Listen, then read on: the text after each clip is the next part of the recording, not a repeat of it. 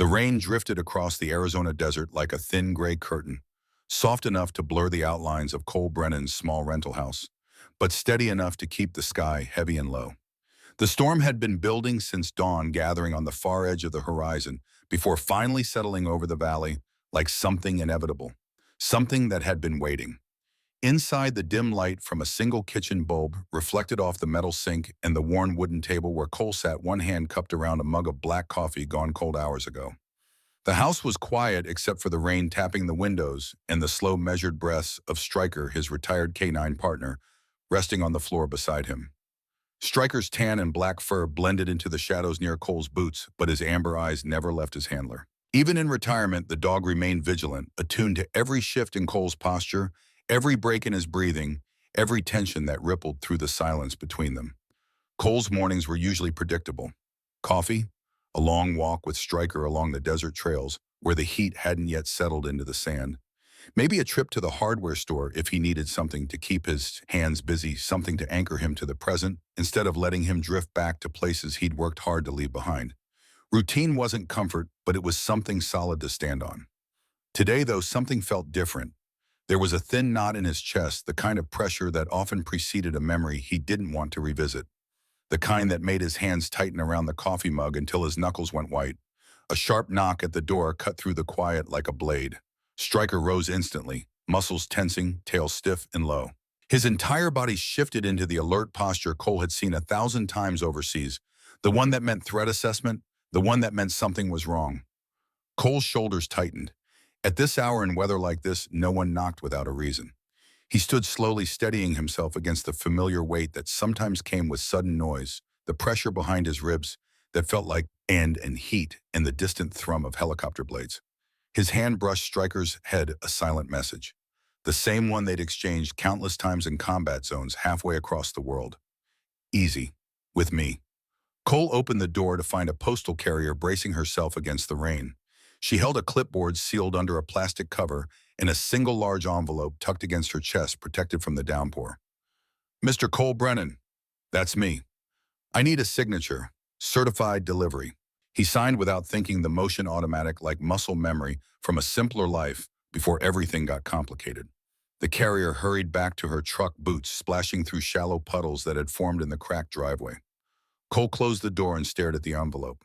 It was heavy, formal, the kind of weight that carried obligation rather than news, the kind that changed things whether you wanted them to or not. Stryker returned to his place by the table, watching him with steady, unblinking eyes that seemed to understand more than any dog should. Cole tore open the seal slowly, deliberately, as if delaying the inevitable might somehow make it less real. A smaller envelope slid out, embossed with the name Harmon and Fields Law Office, Evergreen Ridge, Colorado.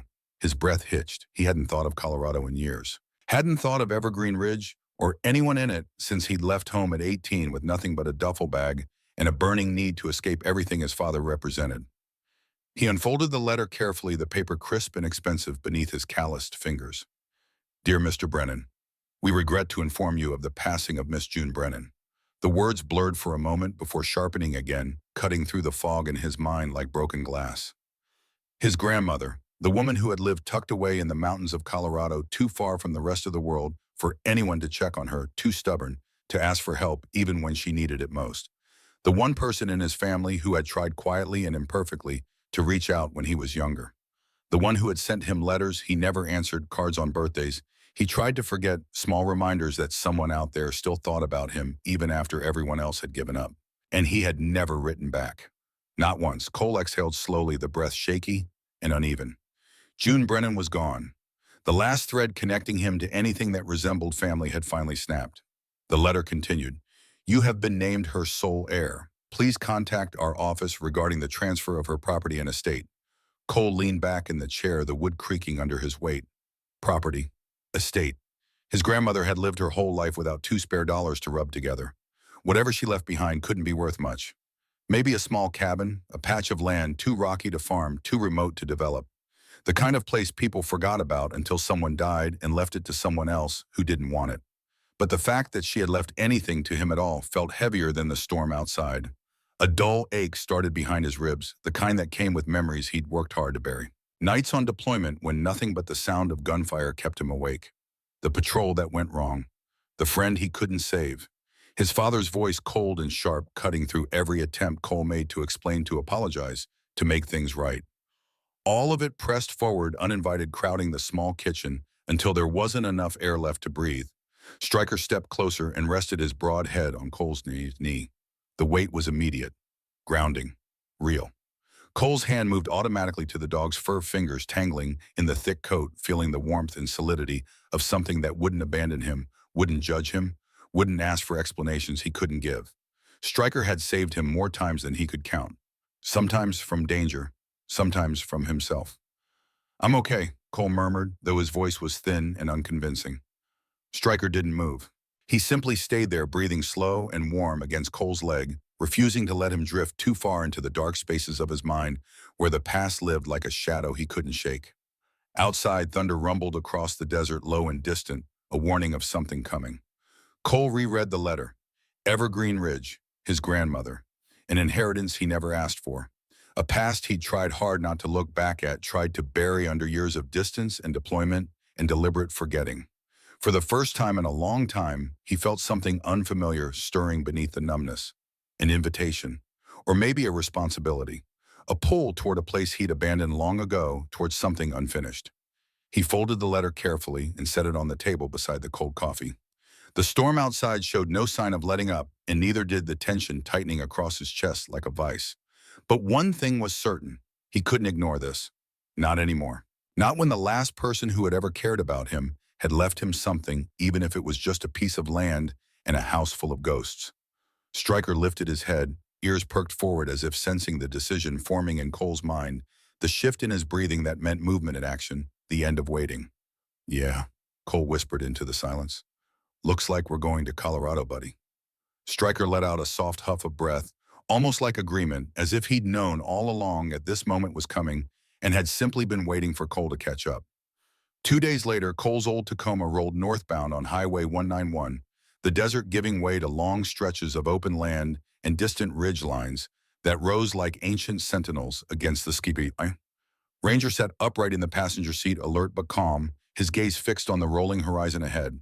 His posture was perfect, disciplined, the same way it had been on every mission they'd run together. Even now, years removed from active duty, the dog carried himself with the quiet dignity of a soldier who understood his purpose. The farther they drove, the more the air changed. Cooler, sharper, carrying the faint scent of pine even before the trees appeared, even before the mountains began to rise in the distance, like something out of a memory Cole didn't know he still had. He kept both hands on the wheel, his eyes scanning the empty road, the way he used to watch perimeters overseas. It wasn't habit anymore. It was instinct wired so deep into his nervous system that he couldn't turn it off even when he wanted to. The letter sat folded on the dashboard, held in place by a pair of scratched sunglasses he'd owned since his second deployment. He had read it enough times to memorize every line, every word, every implication hidden between the formalities. June Brennan. Gone. And he was the only one left to handle her affairs, the only one she'd trusted enough to leave anything to, despite the years of silence, despite the letters he'd never answered. The highway narrowed as the land climbed, drawing them toward the Rockies like a slow, inevitable pull. Snow-dusted peaks loomed in the distance, their jagged edges scraping the clouds, cutting the sky into pieces. Stryker shifted in his seat, ears twitching as the truck bounced over a patch of broken asphalt. "You feel it too," Cole murmured, though he wasn't sure what it was he was feeling. Maybe it was the sense of returning to a past he'd never fully walked away from, or the uneasy knot tightening with every mile that brought him closer to a place he'd sworn never to return to. Maybe it was his grandmother's voice in the back of his mind, faint but persistent, urging him home, even though she was gone, even though there was no home left to return to. He didn't know. He only knew the road felt heavier than it should. Late afternoon brought them to a narrow valley town called Reston Junction, a cluster of aging storefronts and rusted metal roofs that looked like they belonged in another decade entirely. Cole pulled into the single gas station, its faded signs swaying in the wind with a tired creak that echoed across the empty lot. Stryker stood in the truck bed, while Cole pumped gas, his nose lifted toward the wind, testing the air for threats, the way he always did in unfamiliar territory. A few locals lingered near the convenience store entrance, bundled against the cold that had settled over the valley like a blanket. Their conversations quieted the moment they saw him, their eyes tracking his movements with the kind of cautious curiosity reserved for strangers in small towns. At first, Cole assumed they were curious about Stryker. A retired military K-9 always drew attention, especially one as disciplined and imposing as this one. But their eyes didn't leave his face.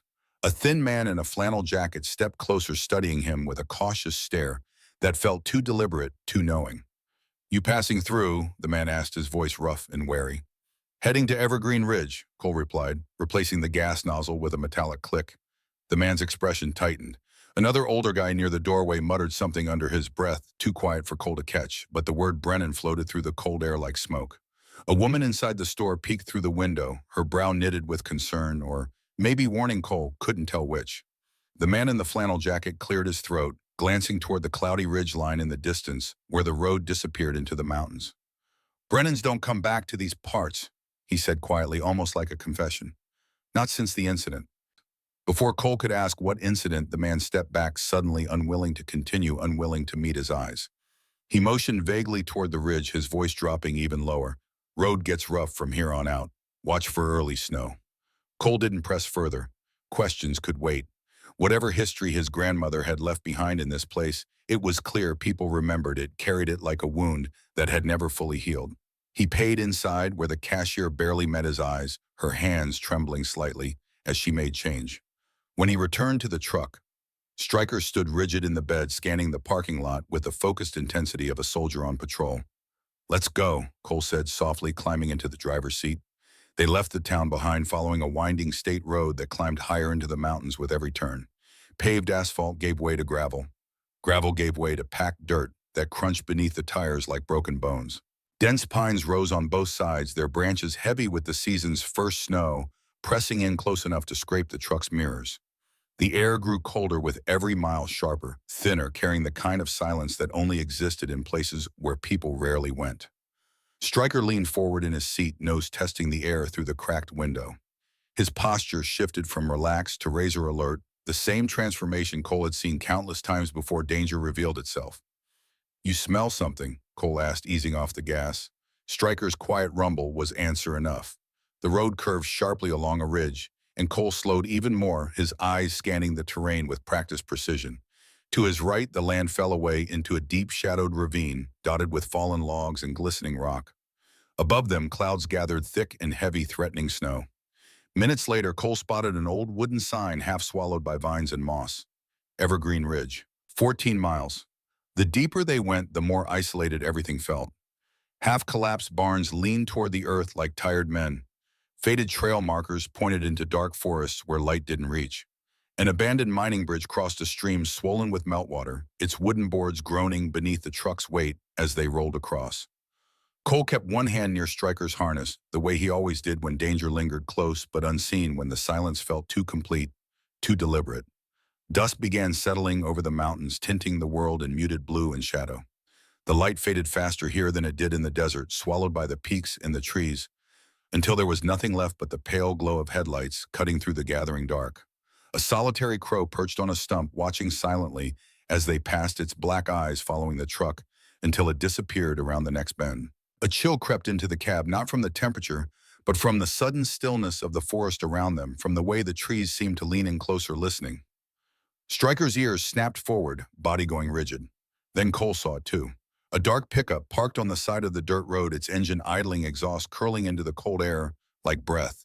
The driver's silhouette was barely visible through the tinted glass, unmoving, watching. The truck didn't move as Cole passed, didn't wave, didn't acknowledge him at all. But Stryker issued a low, rumbling growl that vibrated through the seat, through the floorboards, through Cole's chest like a warning he couldn't ignore. "Easy," Cole whispered, though his own nerves tightened like wire. The black pickup appeared again 5 minutes later, this time coming from a side trail and merging behind them on the narrow road. Cole checked the mirror. The truck kept its distance, at first maintaining a careful gap that felt deliberate, calculated. Then slowly it closed the distance. Old training kicked in without thought. Cole assessed escape routes, terrain features, blind curves. His grip on the wheel tightened, knuckles going white. Finally, without warning, the pickup pulled off onto another narrow trail and vanished between the trees, swallowed by the forest as quickly as it had appeared. Cole exhaled slowly, forcing his breathing to steady, forcing the adrenaline to drain from his system before it turned into something worse. He wasn't sure if the truck had been following him or if he simply didn't want to assume the worst, didn't want to carry the paranoia from overseas into this place where it didn't belong. But Stryker kept staring back at the empty trail long after the truck was gone, his body still tense, still ready. By the time they reached the fork leading to Evergreen Ridge, night had begun to swallow the sky completely. The stars were different here than they were in Arizona, brighter and colder scattered across the darkness like broken glass.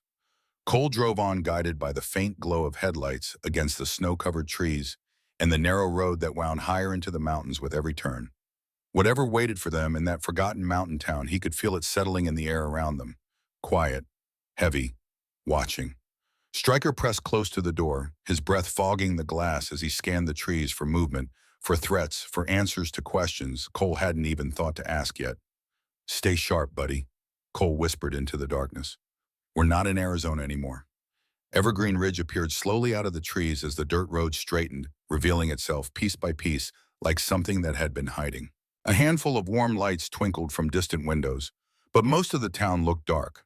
The kind of place where everyone turned in early because there wasn't much reason to stay awake, wasn't much left to do once the sun went down. Snow clung to roofs and piled along the roadside in uneven drifts. A wooden sign swung in the breeze, its paint peeling, but still legible enough to say, "Welcome to Evergreen Ridge, population 612. Cole drove through the center without stopping, his eyes taking in the details with the automatic precision of someone trained to observe, to assess, to remember. A diner with a flickering neon open sign stood at one end of the street, its windows fogged with condensation. Across from it sat a courthouse that looked like it had been built in the 1950s and never updated since its stone facade crumbling at the edges. The streets were nearly empty. Only an elderly man sweeping snow off his porch paused to stare as the Tacoma passed his broom, going still in his hands, his eyes following the truck with something that looked like recognition. The road leading to June Brennan's property wound up the eastern ridge, growing steeper, with every turn the trees pressing closer on both sides until their branches nearly brushed the truck's mirrors. Tall pines surrounded them, their dark silhouettes cutting jagged patterns against the night sky. Cole glanced at the GPS again, though it hadn't been helpful since losing signal 20 minutes ago.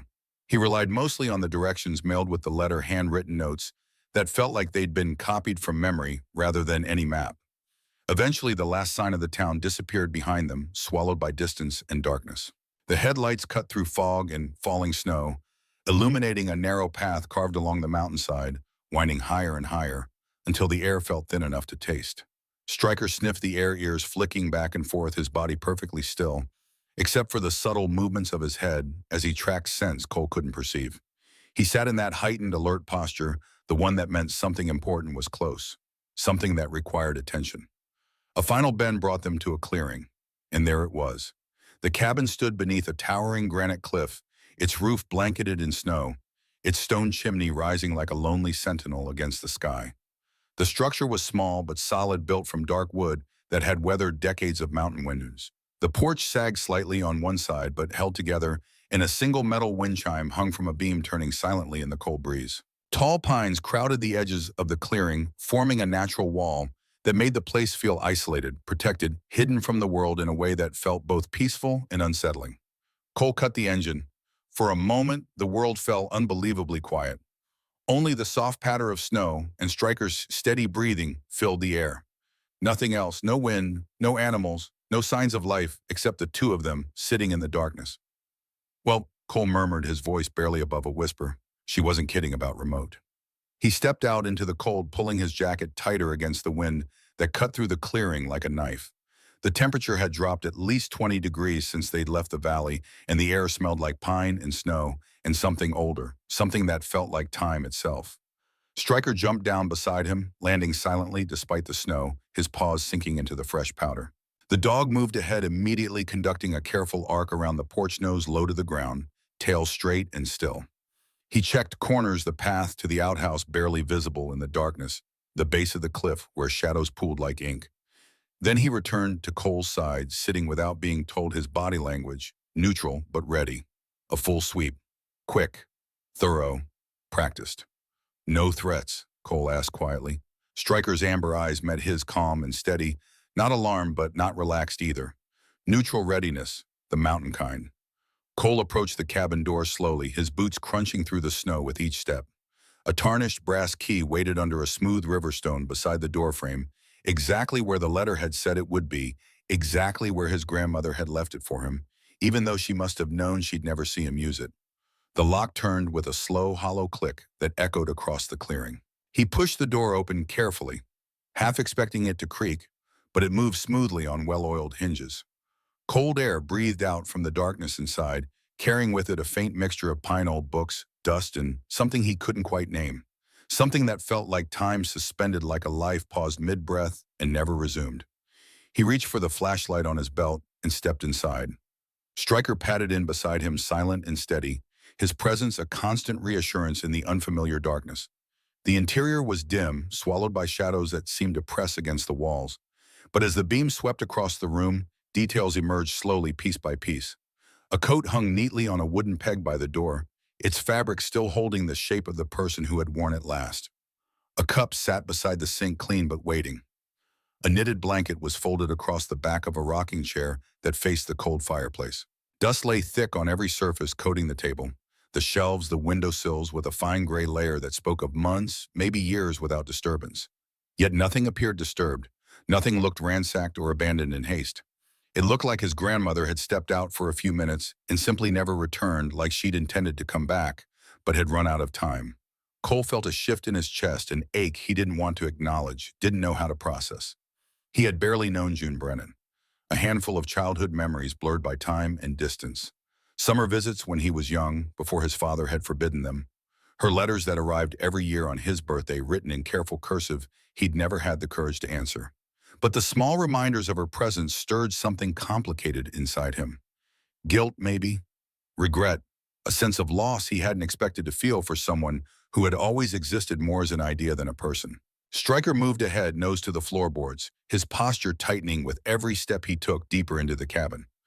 "What is it?" Cole asked softly, watching the dog's movements with the attention born from years of trusting his partner's instincts more than his own.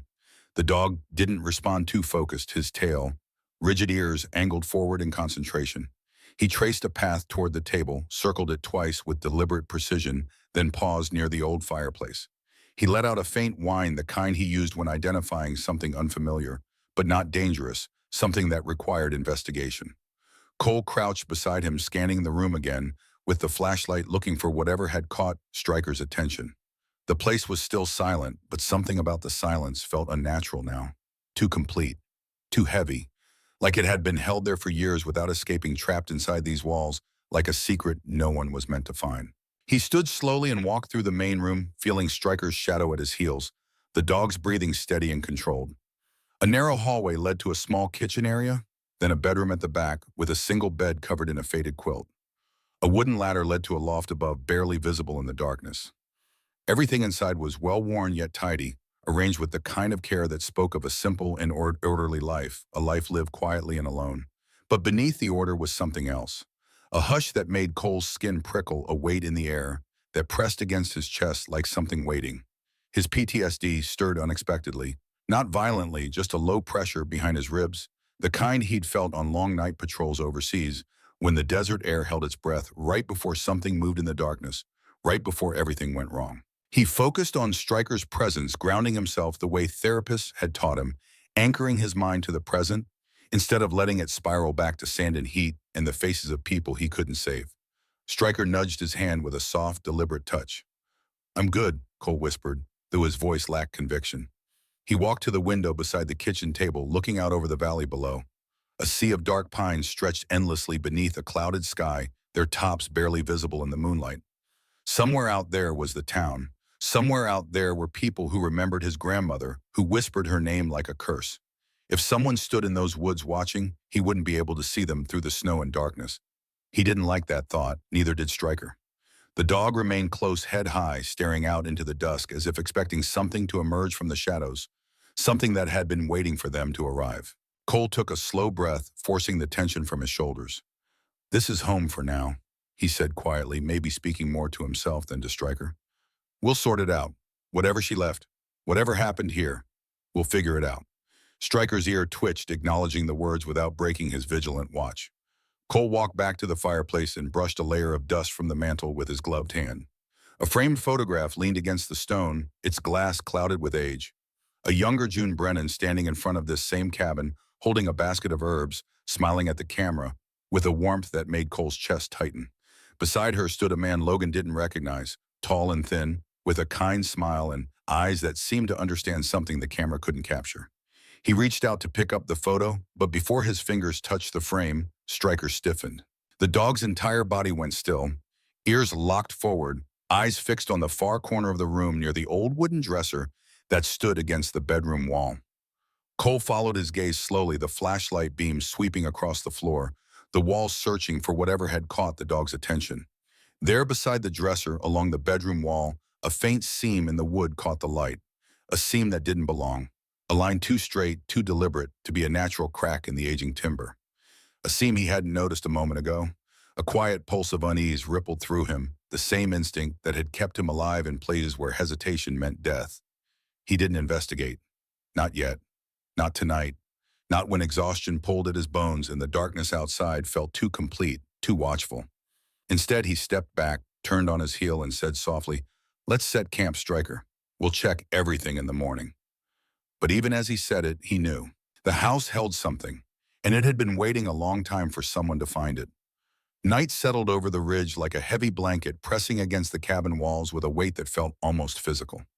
The wind outside carried the low rustling of pine branches that scraped softly along the weathered boards, a sound that might have been soothing in another place, another time, but here felt like something trying to get in. Cole built a small fire in the stone fireplace, coaxing flames from kindling, and split logs he'd found stacked neatly beside the hearth. The orange glow pushed back the shadows that had crept into every corner of the room, but it couldn't touch the deeper darkness that seemed to live inside these walls.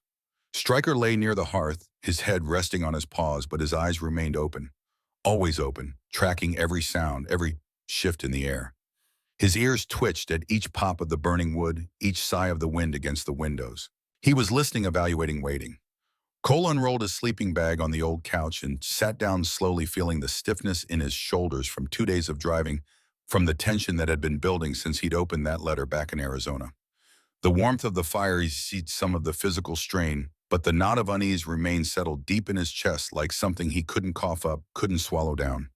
The faint seam he'd spotted near the dresser lingered in the back of his mind like an unfinished sentence, like a question he wasn't ready to ask but couldn't stop thinking about. He rubbed his face with both hands, trying to settle his thoughts, trying to quiet the part of his brain that kept running through scenarios, threats, possibilities. "We'll check it in the morning," he muttered to himself, though he knew sleep wouldn't come easy tonight. Stryker didn't move, but his ears pricked at the sound of Cole's voice acknowledging without needing to respond. The fire crackled quietly, sending shadows dancing across the wooden beams overhead. Cole leaned back against the couch, letting the soft warmth wash over him, trying to focus on the ordinary things. The smell of burning wood, the familiar creak of old floorboards, the comforting presence of Stryker nearby. But memories crawled in around the edges anyway, the way they always did when he let his guard down, when exhaustion made the walls between past and present too thin to hold. Nights in the desert when silence meant danger. Moments before an ambush, when the world seemed to hold its breath and wait for violence to break the stillness. The feeling of being responsible for lives that depended on decisions he made in seconds, decisions that couldn't be taken back, couldn't be fixed when they went wrong. He closed his eyes just for a moment, trying to push it all away. A sudden sound shattered the quiet. Sharp scratching. Quick, urgent, deliberate. Cole bolted upright, adrenaline flooding his system before conscious thought could catch up. Stryker was already on his feet, body rigid, a deep growl vibrating in his chest that filled the small cabin with barely contained threat. The dog moved across the room in seconds, stopping at the old chest of drawers pressed against the far wall, the same place where Cole had seen that faint seam in the wood. The scratching came again, but this time it was clear. It wasn't coming from outside. It was coming from inside the cabin, inside the wall. Logan grabbed his flashlight, sweeping the beam across the dresser, his heart pounding hard enough to feel in his throat. Stryker pawed at the floor, then at the wood itself, his nose pressed tight against the seam Cole had noticed earlier, the line that was too straight, too clean to be accidental. "You've got something," Cole whispered, his voice barely audible over the blood rushing in his ears. He approached slowly, the way he used to approach suspicious objects overseas, the way he'd been trained to move when everything could be a trap, when hesitation and recklessness were equally dangerous. Measured steps, steady breath, every sense alert. He placed a hand on Stryker's back, feeling the coiled tension in the dog's muscles, the readiness to act, to protect, to fight if necessary. The dog's body was tight as a spring, waiting for permission, waiting for direction. Cole crouched beside him and ran his fingertips along the seam, feeling the edges of the wood, searching for anything that might explain what he was seeing. The wood was old, weathered by decades of mountain winters, but it wasn't warped. The seam was too precise, too intentional. A faint draft seeped through the edges, cold air from somewhere deeper, somewhere hidden. Hidden panel, he murmured more to himself than to Stryker. He pushed gently against the wood. Nothing budged. Stryker scratched again, two sharp, insistent strokes against the floor, then looked up at Cole with amber eyes that seemed to say exactly what he was thinking. Here. Right here. Cole braced his legs and gripped the edge of the dresser, sliding the heavy piece of furniture aside with slow, deliberate effort. Dust rose in a soft cloud drifting through the beam of his flashlight like ash coating his throat with the taste of neglect and time. Once the dresser cleared the space completely, he knelt again and pressed along the panel with both hands, searching for the mechanism, the trigger, whatever his grandmother had used to keep this hidden for so long.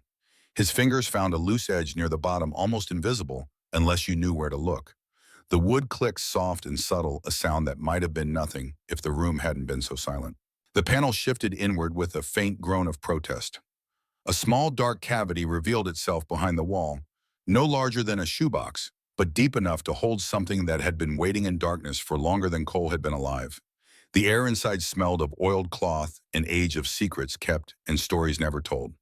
Cole reached in carefully, his fingertips brushing cold metal buried beneath layers of fabric. He pulled out a rusted lockbox wrapped in what looked like old oilcloth, the kind used to protect things from moisture and time. It was heavier than it looked, solid and real in his hands. Stryker backed up slightly, watching with steady, unblinking attention, his tail. Still, his posture cautious but not alarmed. Cole set the box on the table near the fire where the light was better. The flames flickered over its dented surface, highlighting scratches and rust spots that spoke of years hidden away, years of being deliberately forgotten. He took a moment before opening it, steadying his breath, grounding himself in the present, instead of letting his mind spiral into questions he couldn't answer yet. "Let's see what you've been hiding, June," he whispered into the quiet. He unfastened the latch, corroded but still functional, and lifted the lid slowly. The hinges creaked in protest, breaking the silence like a confession. Inside lay a collection of objects, carefully arranged, preserved, as if someone had known they would matter someday, as if they had been saved for exactly this moment. Black and white photographs, their edges curled with age. A stack of newspaper clippings held together with a rusted paperclip. Several handwritten notes tied with twine that had gone brittle and brown. And beneath it all, bundles of old bills, thick and faded, the kind that hadn't been printed in decades. Cole lifted the top newspaper clipping with careful fingers. The headline struck him like a physical blow, the words cutting through the fog of exhaustion and confusion with brutal clarity.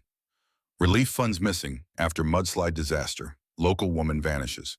His grandmother's name appeared in the second paragraph, printed in black ink that had faded to gray, but still carried the weight of accusation. June Brennan, committee accountant, accused of mishandling funds in the wake of the 1964 disaster. Rumors of embezzlement, investigation pending. Subject disappeared before questioning. Logan stared at the words, his jaw tightening until his teeth ached. "That's why they looked at me in town," he muttered under his breath, the pieces starting to fall into place with sickening clarity. Stryker pressed his head against Cole's leg, sensing the shift in his emotions, the anger beginning to simmer beneath the surface, the frustration of discovering that the woman who had tried to reach out to him, who had left him this place, had been branded a thief by people who should have known better. Cole pulled out the second clipping, his hands steadier, now focused. Another headline, another accusation, another hint that June Brennan had fled town before she could be questioned, before justice could be served, before the truth could surface. No wonder the name carried weight in this town. No wonder people whispered when they saw him. He reached for the handwritten notes, untying the brittle twine with gentle fingers. The ink had faded, but his grandmother's handwriting was strong and decisive. Each letter formed with the kind of care that came from deliberate thought, from words that mattered too much to be careless. October 30th, 1964. "They're blaming me. I knew they would. Benjamin Caldwell came to the house yesterday. He said the missing funds were my responsibility. He said if I spoke a word of the truth, I'd lose everything. But I cannot stay silent. I will hide what I know. One day someone will need it." Cole read the words twice before setting the page down, exhaling slowly as the weight of what she'd carried settled onto his shoulders like a physical burden. The tension in his chest deepened, spreading through his ribs, making it harder to breathe. His grandmother hadn't just been caught in some misunderstanding. She had been targeted, pressured, threatened, and she had chosen to protect evidence rather than protect herself. Stryker stepped closer, resting his chin on Cole's thigh, offering the kind of steady warmth that words couldn't provide, the kind of presence that anchored him when everything else felt like it was slipping away. Cole picked up another entry dated 2 weeks later.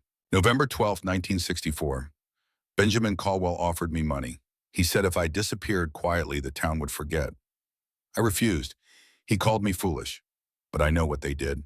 I know whose hands stole from the victims. If the truth dies with me, then the town dies with it. A cold knot formed in Cole's stomach, tightening with each word he read. The pieces were beginning to form a picture he didn't want to see, but couldn't look away from. He sifted through the remaining pages, finding more journal entries interspersed with letters his grandmother had written, but never sent. One was addressed to his father. Envelope yellowed and sealed, never opened.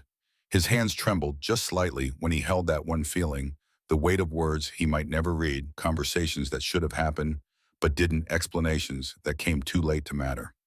He didn't open it, not yet. Not until he understood the full story, not until he knew what his grandmother had been trying to protect. Stryker let out a quiet huff, turning toward the window, his body stiffening again in that alert posture that meant something outside had changed. Something had moved. Cole followed his gaze, but the darkness beyond the glass revealed nothing. Just snowflakes drifting lazily through the beam of light from the cabin windows. Just the vague shapes of pine trees swaying in the wind. "It's okay," Cole whispered, though he wasn't certain himself. He returned to the box and lifted a stack of old photographs, black and white images that looked like they'd been taken with a cheap camera decades ago.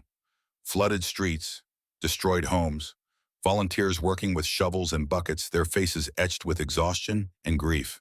And there, near what looked like a relief station, 3 figures standing together. June Brennan, younger but unmistakable, standing strong and straight with her eyes bright even in grayscale. Beside her, a man Cole didn't recognize, wearing a suit that looked too formal for the muddy devastation around them. Benjamin Caldwell. Even in a photograph taken 60 years ago, the man's posture spoke of power, of control, of someone used to being obeyed. His foot was angled slightly away from the camera, like someone hiding discomfort, like someone who didn't want to be there but couldn't afford not to be. Cole set the photos aside carefully, his mind working through the implications, the connections forming, like a map he was only beginning to see. This wasn't just about money, he said quietly to the empty room. This was about power. He leaned back in the chair, rubbing the back of his neck, where tension had gathered like a fist. A familiar heaviness crept through his chest, the kind that sometimes accompanied old memories, the kind that made his hands shake and his breathing shallow. It was the same sensation that flickered through him when the past pressed in too hard, when the weight of responsibility and failure and loss became too much to carry alone. The sound of explosions, the sight of a teammate going down, the feeling of being in charge when everything went wrong, and knowing that orders he gave, decisions he made, had cost someone their life. Stryker nudged him again, harder, this time more insistent. Cole took a deep breath, letting it out slowly through his teeth, counting to 4, holding, releasing. The technique his therapist had taught him, the one that sometimes worked when his mind threatened to spiral. "Thanks, partner," he whispered, his voice rough. He returned to the table and opened the final letter in the stack, recognizing immediately that the handwriting was shakier than the earlier pages written years later, when his grandmother's hands had begun to fail, when time had taken its toll. "If you are reading this, it means the truth survived longer than I expected. I pray you are stronger than I was. I pray you are not afraid. They wanted the money. They took it from the people who needed it most. And when I tried to stop them, they made sure I was alone." Cole swallowed hard, his throat tight. His grandmother hadn't left town to save herself. She had left to save the evidence, to protect the truth, even when it cost her everything, even when it meant living the rest of her life branded as a criminal, forgotten by everyone except the few who knew better.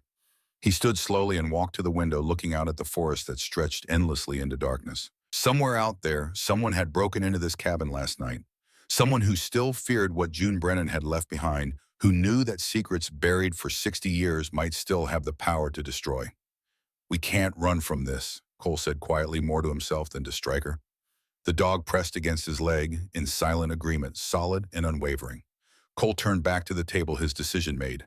He grabbed his jacket from the hook by the door and tucked the journal pages into the inner pocket, folding them carefully so they wouldn't crease, so they wouldn't be damaged. He scanned the room once more, taking in the details he'd missed, before recognizing now the weight of history within these walls, the burden his grandmother had carried alone for so long. The wind picked up outside, rattling the windows, sending a cascade of snow sliding off the roof with a sound like distant thunder. As Cole and Stryker stepped toward the door to secure it for the night, the dog paused, ears angled toward the woods beyond the clearing. Cole stopped listening. Nothing moved. No sound except the wind and the settling snow. But Stryker's posture said otherwise. Something was out there. Something watching.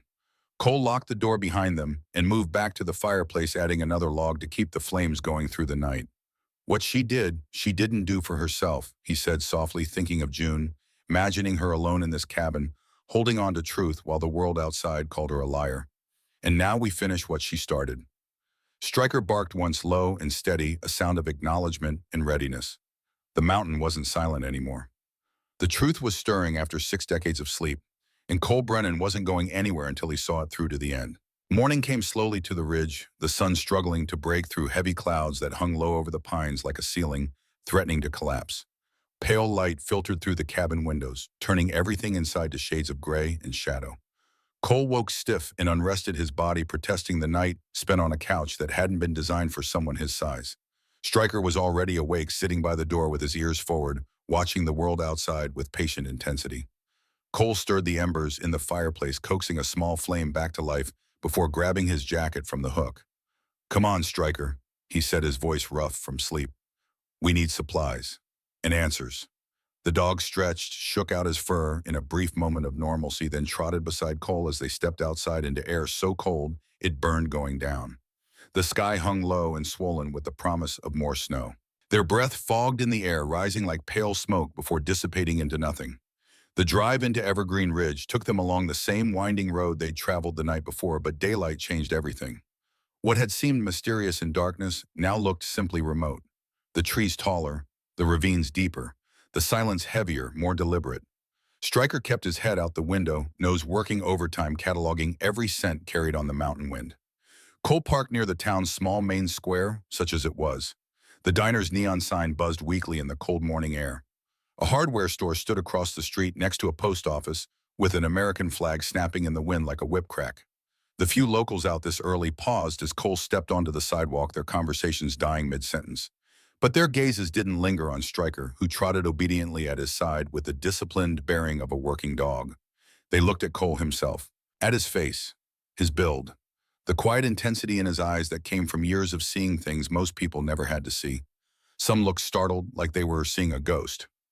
Others whispered to their companions, their voices too low to hear, but their meaning clear enough. Cole straightened his shoulders and kept walking. He'd walked into villages overseas where people whispered too, where his presence meant something unwelcome was about to happen. But this felt different, more personal, like he carried his grandmother's sins just by sharing her blood. The diner's bell jingled softly when Cole pushed the door open. Warmth rolled out to meet him. Warmth and the smell of bacon-greased coffee that had been sitting too long, and old wood that had absorbed decades of cooking smoke. A handful of patrons sat scattered across booths and tables, murmuring over breakfast plates and newspapers. The moment Cole stepped inside the room fell into a hush so complete he could hear the clock ticking on the wall behind the counter. He walked to the counter, Stryker settling at his feet with a posture that was crisp and attentive, professional, in a way that made it clear this wasn't a pet but a partner. The waitress approached slowly, a woman who looked to be in her late 60s with silver hair tied back in a loose bun. Her eyes carried the weight of someone who had seen too much and remembered all of it. She offered a polite but guarded smile. "What can I get you, hon?" "Coffee to start," Cole said, "and maybe some information." She paused halfway through, reaching for the pound, her hand hovering in the air. "Information. I'm here about June Brennan. She was my grandmother." The coffee mug she'd been holding hit the counter with a dull thud. 3 men in a booth near the window shifted uneasily, their conversation dying completely. A younger woman at a corner table looked down quickly, pretending she wasn't listening, even though everyone in the room clearly was. The waitress finally poured the coffee, her movements slower now, more careful, like she was buying time to think about what to say. Her eyes softened just a fraction when she looked at him again. "Your grandmother," she set the mug down gently. She kept to herself up there. Folks around here talked more than they should have about things they didn't understand. What did they say? Cole asked, his voice even giving nothing away. Before she could answer, an older woman approached from the end of the counter, moving slowly but with purpose. Her hair was white and braided over one shoulder, her sweater thick and hand-knit, the kind made by someone with too much time and too many memories.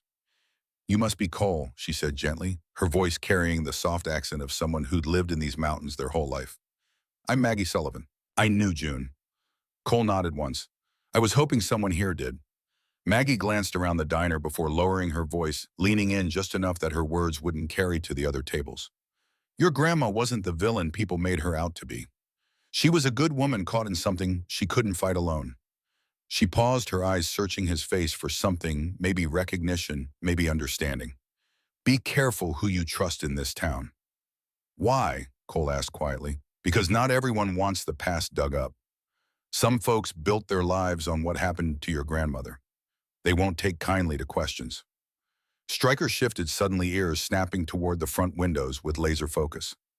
Cole turned and saw a dark pickup truck parked across the street, the same one from last night. Its engine idled, exhaust curling into the cold air like breath. The windows were tinted so deeply he couldn't see the driver, couldn't tell if anyone was even inside. But it sat there, unmoving, watching. Maggie followed his gaze, her lips pressing into a tight line. "You should finish your coffee and go," she said quietly, urgency creeping into her voice. Cole sipped the bitter heat, slowly, refusing to be rushed, refusing to show fear, even though his pulse had kicked up a notch. Stryker's growl rumbled low and steady, vibrating against Cole's boots, where the dog sat pressed close.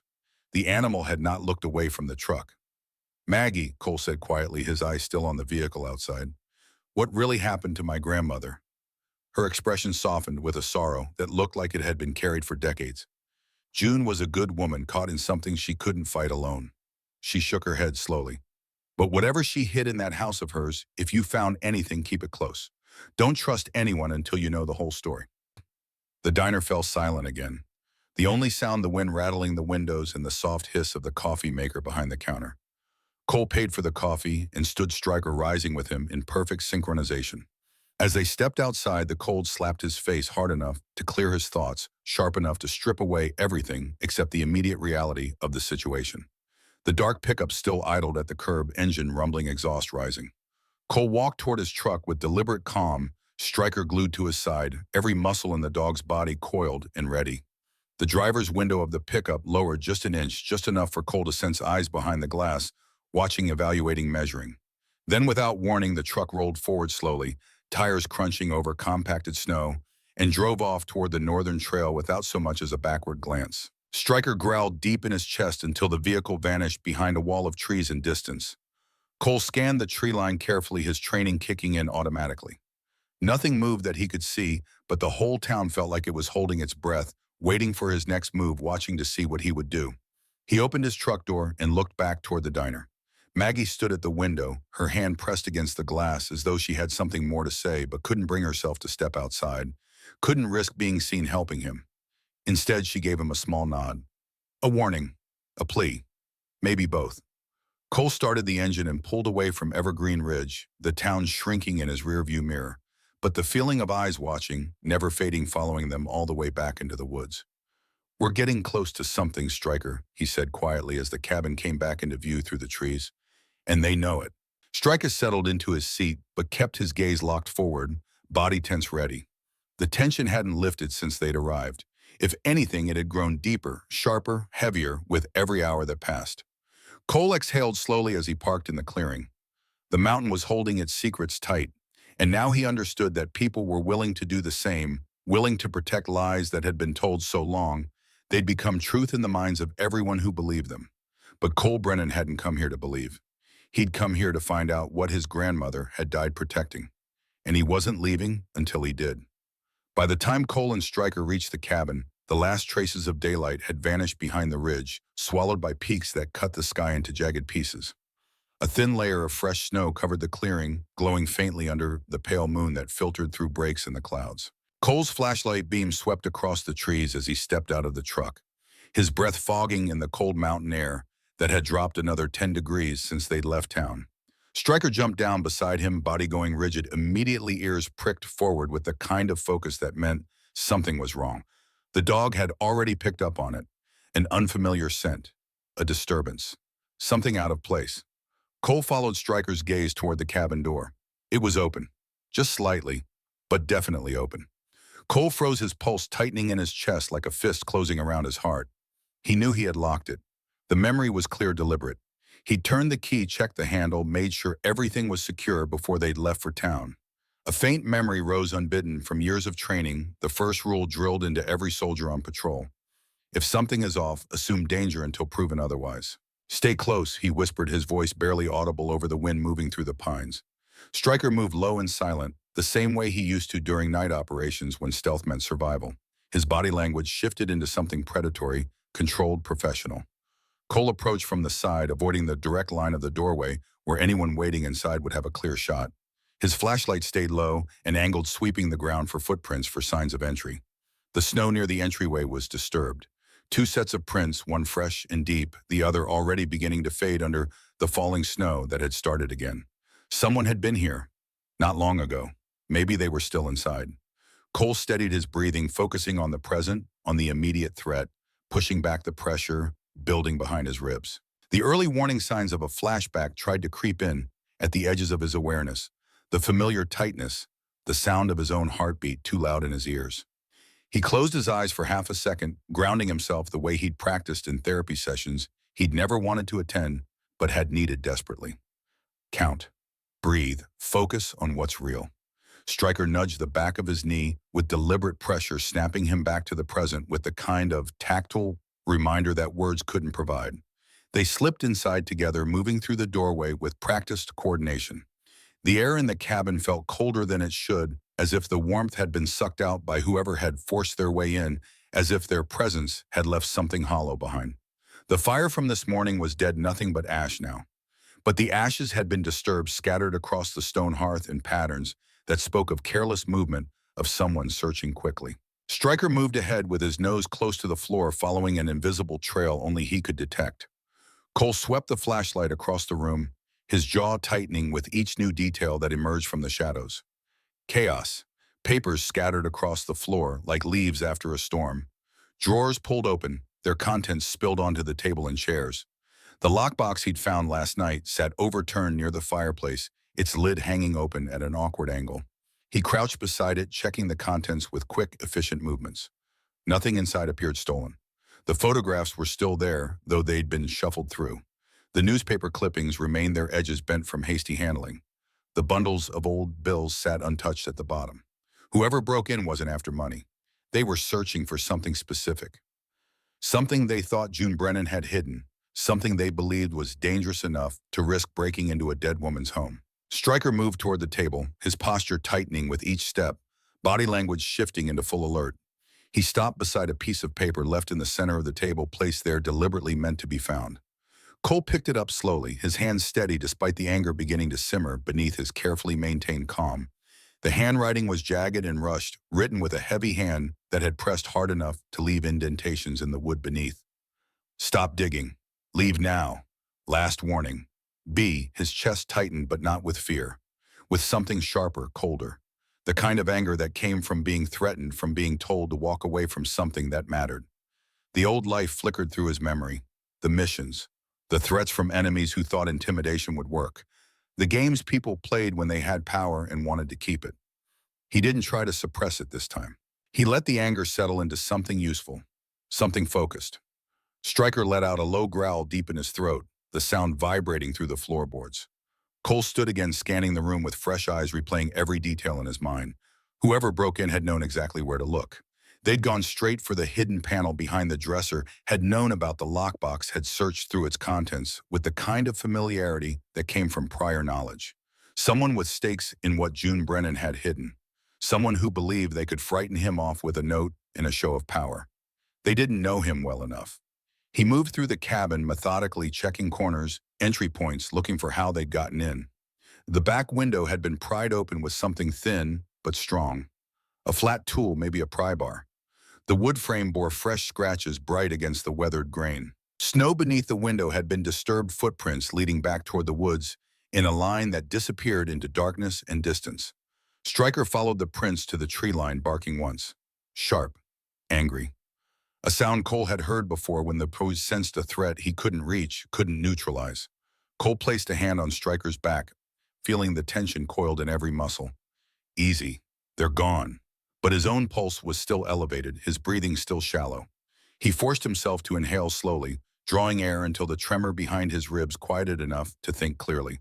The last thing he needed was a flashback hitting him now, blind and disoriented, in a place where someone had just proven they were willing to cross lines. He walked back inside and stared at the note again. B. Benjamin Caldwell, or someone working for him. Someone who thought a threat scrawled on paper would be enough to make a former Navy SEAL turn and run. Cole folded the note carefully and slipped it into his jacket pocket beside the journal pages he'd been carrying since last night. Stryker suddenly lifted his head, ears locked toward the woods beyond the clearing. A faint sound drifted through the trees, far off but unmistakable. The rumble of an engine starting, a vehicle pulling away. Someone had waited, watched long enough to make sure Cole saw the message, saw the violation, understood the threat. "You hear that?" Cole whispered. Stryker growled quietly, then looked back at Cole, as if asking what came next, what the plan was, whether they were staying or leaving. Cole moved toward the window, peering out at the dark stretch of forest where snow continued to fall in lazy spirals. Snowflakes caught the moonlight, turning everything beyond a few yards into an indistinct blur of white and shadow. Whoever had been here knew the terrain intimately, knew how to move through these woods without leaving traces that mattered, knew how to disappear into the landscape like they'd been born to it. He stepped back from the window, rubbing his thumb across the edge of the note in his pocket. "This wasn't random," he said softly, his voice steady now, focused. "They wanted us to know they were here." Stryker exhaled sharply through his nose, restless, waiting for direction. Cole began gathering the scattered papers, but his hands paused when he lifted one of June's clipped newspaper articles that had been knocked to the floor. It was folded open to the same headline from the lockbox. "Relief funds missing. Local woman vanishes." He stared at it for a long moment, seeing not just the words, but the weight behind them. The years of accusation his grandmother had carried, the burden she'd borne alone, because speaking the truth would have cost her everything. Whatever she'd found back then, someone was still protecting it, still willing to threaten, still afraid after 60 years. He collected the remaining documents and placed them back in the lockbox, snapping the lid shut with more force than necessary. This time he didn't return it to the hidden panel. Instead, he carried it to a loose floorboard near his sleeping bag, one he'd noticed this morning when the light had been better, one that looked deliberate rather than accidental. He pried up the board carefully and tucked the lockbox into the space beneath, then replaced the plank and covered it with his gear. Not its original hiding spot, but somewhere June's intruder wouldn't expect. Somewhere that bought him time if they came back. Stryker circled twice before lying down beside the fireplace, though he didn't relax. His eyes remained fixed on the front door, watching, waiting, ready for whatever came next. Cole sat on the edge of the couch, rubbing the back of his neck, where tension had gathered like a knot tied too tight. His breath still felt shallow, but he managed to steady it again through sheer force of will, through the techniques that had kept him functional when his mind wanted to spiral back to sand and heat and faces he couldn't save. He wasn't leaving. Not after this. Not after someone had violated his grandmother's home, had threatened him, had proven they were still willing to protect lives that should have died decades ago. Not after June had carried this burden alone for so long. He glanced at Stryker, who watched him with amber eyes that seemed to understand more than any animal should. "We dig deeper now," Cole murmured into the quiet. "They should have left us alone." Outside, the wind picked up, rushing across the cabin roof like a warning, whispered in a language only the mountain understood. Cole lay down on the couch, but his eyes stayed open long after the fire faded to embers, listening for any shift in the night, any sound that didn't belong. Stryker didn't sleep at all. Neither did Cole. By the time dawn crept over the ridge again, pale and hesitant, the cabin felt colder than the mountain itself. Morning light pushed through the frosted windows in weak shafts that did nothing to warm the air inside. Cole sat beside the fireplace, feeding it small pieces of split wood, watching flames catch slowly and spread with reluctant heat. Stryker lay near the door, still maintaining his vigil, eyes fixed on the thin gap beneath the frame, as if expecting the intruders to return at any moment. Cole rubbed his hands together, feeling the stiffness in his fingers from a night without real rest, from hours spent listening to every creak and groan of the old cabin settling around him. The break-in hadn't just shaken him, it had awakened something he'd been trying to keep buried, something protective, something that understood threats and knew how to respond to them. Someone had violated his grandmother's home, had searched through her things, had left a threat on her table like they owned the place, like they had the right. The old instincts sharpened again, the ones that had once kept him alive, in places where hesitation meant death. "Come on," he said quietly to Stryker. "We've got work to do." The dog rose immediately, giving a small shake that sent cold air swirling through the room. Cole retrieved the lockbox from its temporary hiding place beneath the floorboards and set it on the kitchen table where the morning light was strongest. The firelight flickered across its rusted metal surface, highlighting every scratch, every dent, every mark left by time and deliberate concealment. He opened the lid carefully, treating the contents with the kind of respect they deserved after being hidden for 6 decades. Inside, everything rested exactly where he'd placed it last night. The photographs, the yellowed newspaper clippings, the bundle of handwritten notes tied with twine that had gone brittle with age. He untied the twine, slowly feeling it crumble slightly under his fingers. The first page was a journal entry written in June's strong, firm handwriting. The ink faded but still legible, still carrying the weight of words that had mattered enough to preserve. October 30th, 1964. "They're blaming me. I knew they would. Benjamin Caldwell came to the house yesterday. He said the missing funds were my responsibility. He said if I spoke a word of the truth, I'd lose everything. But I cannot stay silent. I will hide what I know. One day someone will need it." Cole read the words twice, letting them settle, letting the implications sink in deeper than they had the first time. His grandmother hadn't just been caught in some misunderstanding or bureaucratic mistake. She had been targeted deliberately, pressured, threatened into silence by someone with power and the willingness to use it. And she had chosen to protect evidence rather than protect herself. The tension in his shoulders deepened, spreading down his spine like ice water. Stryker stepped closer, resting his chin on Cole's thigh with deliberate pressure. The dog's steady warmth cut through the cold rage building in Cole's chest, grounding him before he could spiral too far into anger that wouldn't help anyone. Another entry dated 2 weeks later filled half a page with cramped handwriting that looked like it had been written quickly, urgently. November 12, 1964. "Benjamin Caldwell offered me money. He said if I disappeared quietly, the town would forget. I refused. He called me foolish. But I know what they did. I know whose hands stole from the victims. If the truth dies with me, then the town dies with it." A cold knot formed in Cole's stomach, tightening with each word. The picture was becoming clearer now, sharper, more focused. His grandmother had discovered something. Something big enough that powerful people were willing to pay her off, threaten her, drive her into exile rather than let it come to light. He sifted through the remaining pages with careful fingers. Some were journal entries documenting meetings, conversations, veiled threats delivered with smiles and handshakes. Others were letters June had written, but never sent, words meant for people who would never read them. One envelope caught his attention. It was addressed to someone named Thomas Brennan, in handwriting he recognized as his grandmother's, but the name made his breath catch. His father. The envelope had never been opened, never delivered, kept all these years for reasons Cole couldn't begin to guess. His hands trembled just slightly when he held it, feeling the weight of words that might explain everything or nothing, conversations that should have happened but didn't, truths that came too late to change anything. He didn't open it. Not yet. Not until he understood the full story, not until he knew what his grandmother had been trying to say. Stryker let out a quiet huff, turning toward the window with sudden interest. His body stiffened in that way that meant someone was coming, something was approaching. Cole followed the dog's gaze, but the falling snow outside obscured everything beyond the clearing. Nothing moved that he could see. Just white on white, endless and silent. "It's okay," Cole said, though he kept his hand near Stryker's collar just in case. He returned to the lockbox and lifted the stack of old photographs, black and white images that had yellowed at the edges but still captured moments frozen in time. Flooded streets after the mudslide. Destroyed homes reduced to rubble and mud. Volunteers working with shovels and determination, their faces marked by exhaustion and something deeper, something that looked like grief turned into purpose. And there, standing near what appeared to be a relief station set up in the town square, 3 figures. June Brennan, younger but unmistakable, her posture straight and strong, her eyes bright and even captured in grayscale. Beside her stood a man Cole didn't recognize, wearing a suit too clean for the destruction surrounding them. Benjamin Caldwell. It had to be. The way he stood spoke of authority, of someone used to being in charge, used to being obeyed without question. His foot angled slightly away from the camera, his smile not quite reaching his eyes. Someone hiding discomfort. Someone who didn't want to be photographed but couldn't afford not to be.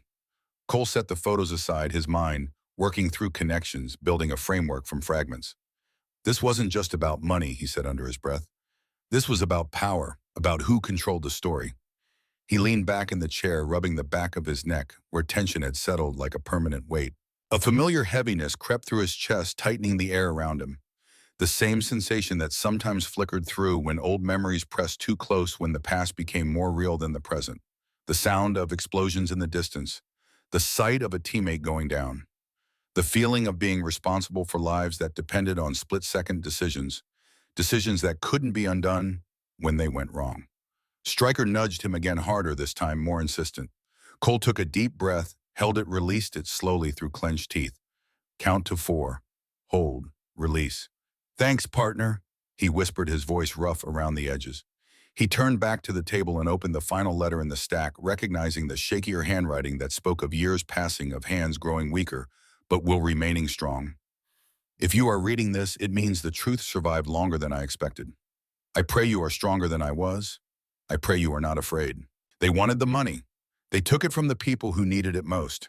And when I tried to stop them, they made sure I was alone. Cole swallowed hard against the lump forming in his throat. June hadn't left to save herself. She had left to save the evidence, to protect the truth, even when it cost her everything she had, even when it meant spending the rest of her life branded as a criminal by people who should have known better. He stood slowly and walked to the window, looking out at the forest that stretched endlessly toward peaks he couldn't see through the snow. Somewhere out there, someone had broken into this cabin last night. Someone who still feared what June Brennan had left behind, who understood that secrets buried for 60 years might still have power. We can't run from this, Cole said quietly, the words meant for himself as much as for Stryker. The dog pressed against his leg in silent agreement, solid and unwavering. Cole turned back to the table, his decision already made before he'd fully articulated it. He grabbed his coat and tucked the journal pages into the inner pocket, folding them carefully so they wouldn't crease or tear. He scanned the room once more, taking in the weight of history contained within these walls, the burden his grandmother had carried alone for longer than most people lived. What you did, you didn't do for yourself, he said softly, thinking of June, imagining her sitting at this same table, writing these same words, knowing she might never be believed. And now we finish what you started. Stryker barked once, low, steady, a sound of acknowledgement and readiness that needed no translation. The mountain wasn't silent anymore. The truth was stirring after 6 decades of enforced sleep, and Cole Brennan had no intention of letting it be buried again. Not when his grandmother had sacrificed everything to keep it alive. Not when people were still willing to threaten and intimidate to keep it hidden.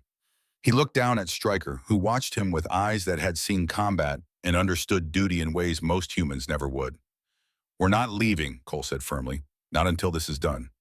The dog's tail moved once. Agreement. Commitment.